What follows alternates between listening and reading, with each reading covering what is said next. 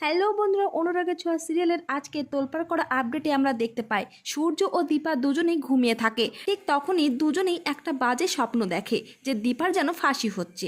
এই দেখে সূর্য ও দীপা চিৎকার করে ওঠে, তবে চিন্তিত হয়ে পড়ে এ কোনো বিপদের আশঙ্কা নয় তো। আর অন্যদিকে দেখা যায় সোনা ঘুমিয়ে গেলে কুন্তলা রুডিকে ফোন করে মনে করিয়ে দেয় প্রতিশোধ নেওয়ার জন্য। তবে পরের দিন সকাল হলে দীপা সবাইকে জানিয়ে দেয় যে সূর্যর নামে একটা টেন্ডার কিনেছে আর সেই ক্লিনিকটা সূর্যই চালাবে। তবে সূর্যর নামে করায় বাধা দেয় উর্মি, কিন্তু দীপা এদিকে ঠিক করে রাখে যে রেস্টুরেন্টটা ছিল সেটা উর্মি ও জয়ের নামে করে দিবে।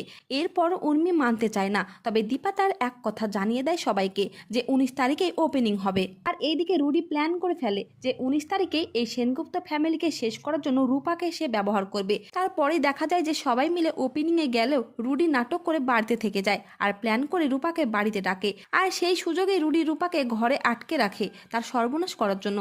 তবে রূপা আসার আগে তার মা দীপাকে একটা এসএমএস করে এসেছিল যে রুডি তাকে পার্সোনালভাবে ডেকেছে। আর সেই এসএমএসটা দেখার পর দীপা ছুটে আসে বাড়িতে। তবে বাড়িতে এসে দেখে যে রুডিকে শেষ করে দিয়েছে রূপা। তো বন্ধুরা, ভিডিওটি এই পর্যন্তই। আর পরবর্তী আপডেট সবার আগে পেতে অবশ্যই চ্যানেলটিকে সাবস্ক্রাইব করে রাখবেন।